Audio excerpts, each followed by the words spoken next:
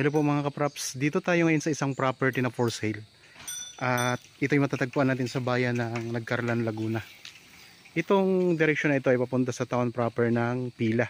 Kasi boundary po ito ng Pila at saka Nagcarlan. Bali ang property na i-offer ko sa inyo ngayon ay ito po ang boundary niya. Yan, katabi po itong property. Ito yung boundary ng property na i-offer ko at ito na po yun mga kapraps. So, tabing-tabi lang po ng sementadong kalsada, Barangay Road.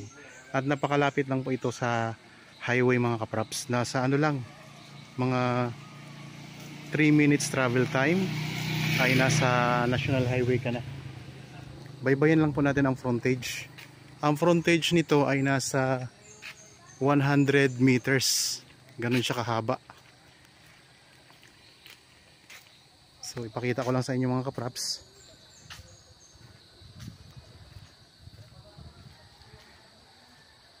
Mahaba ang frontage. Marami itong mga tanim sa loob. Meron na itong access ng kuryente at saka tubig. Ayan po ang poste ng Meralco.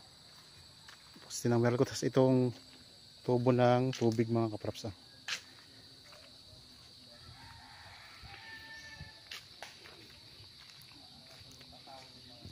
Ano lang natin. Puntahan na natin yung pinakadulong boundary niya.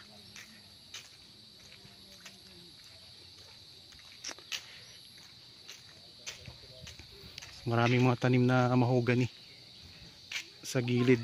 Yan, ang daming mahogany mga kapraps. Kasi yung katabi na property, hanggang dito po yung property mga kapraps. Yan. Pader siya dito. May bakod ka na dito mga kapraps. Tapos doon sa kabila, may bakod na rin na barbed wire. Pasok tayo sa loob.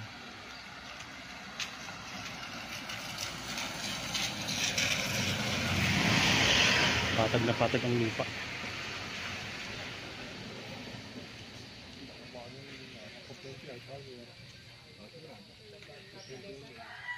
Okay, ito na po mga kapraps. Daming mga lansones.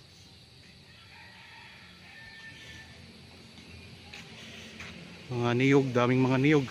Ang dokumento nito mga kapraps ay tax deck pero ready to title na ito mga kapraps.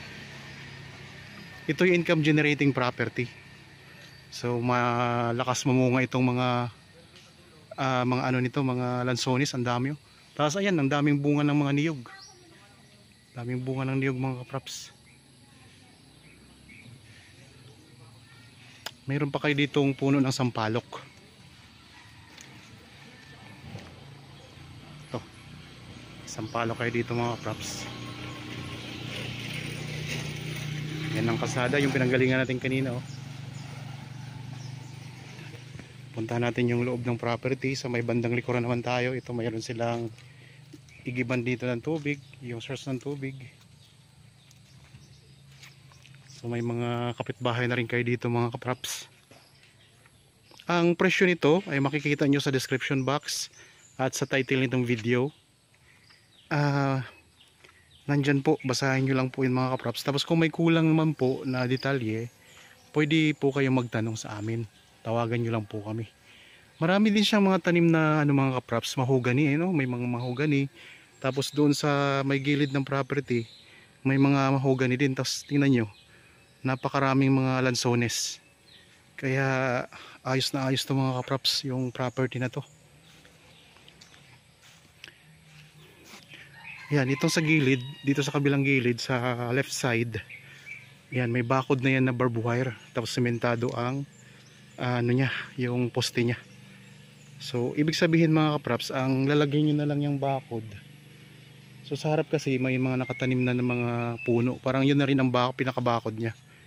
Tapos, doon sa kabila, yung mayroon na siyang sementadong pader doon. Ayun na Pupunta din naman tayo doon mga kapraps para ikutin lang natin to. Dito barbed wire. Tapos meron pa kayo ditong tanim na kaimito. Ayun sa may bandang dulo. Patag na patag ang lupa nito.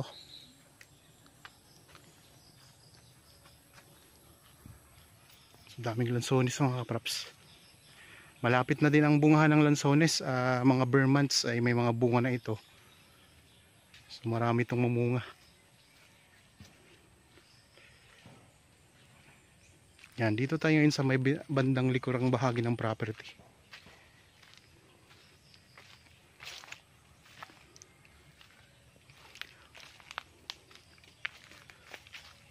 So ang sukat nito mga kaprops ay nasa 1.3 hectares o 13,000 mahigit square meters ito.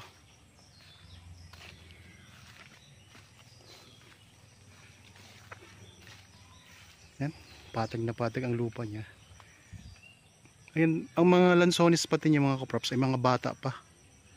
Tapos dito pala mayroon pang tanim na mangga. Ayan, may mangga pa.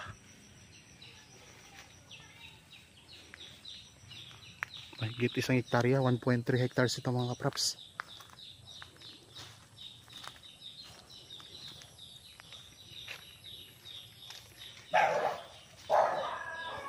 Tapos yan po yung bakod sa likod, yung pader na, sementadong pader yan.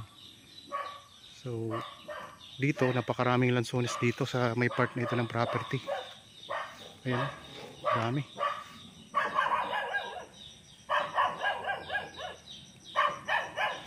Puro lansones mga kaprops.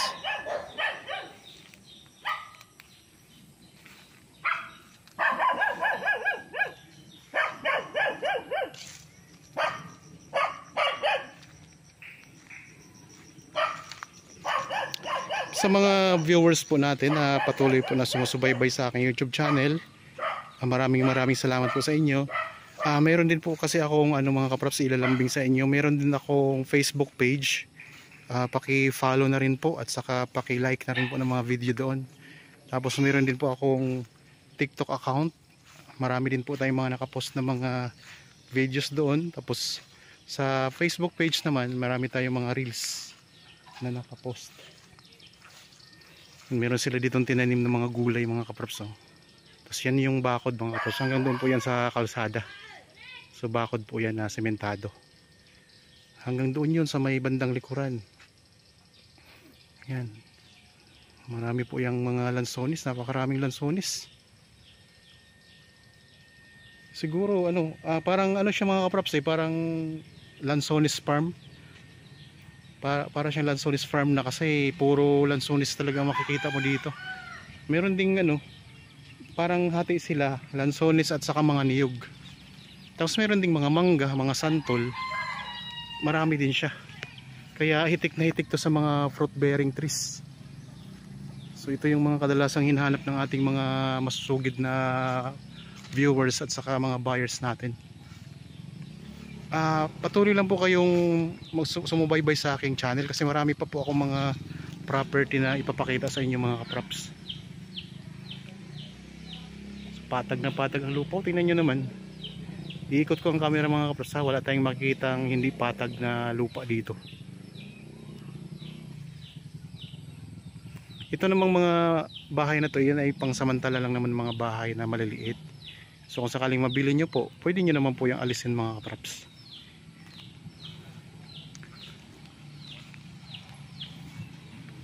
Tabing-tabi lang ng kalsada to.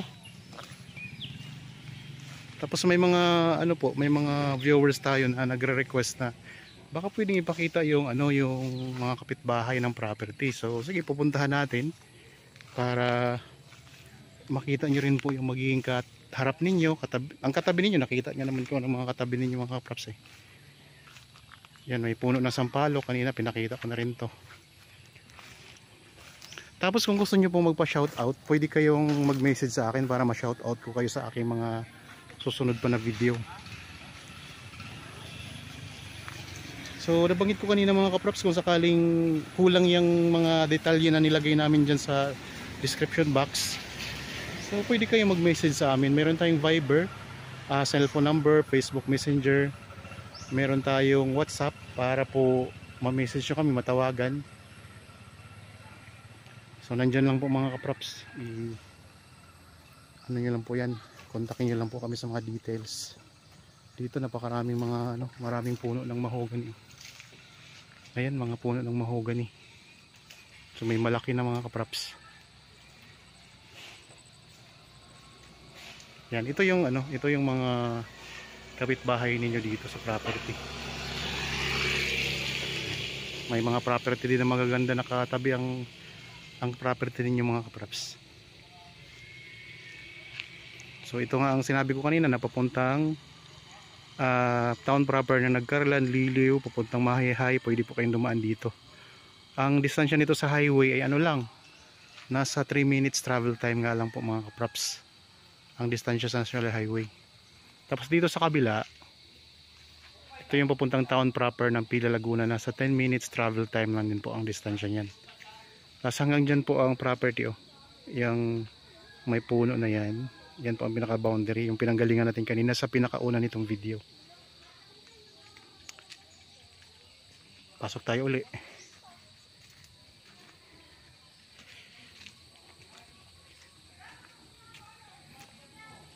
So nasa 1.3 hectares ang sukat nito.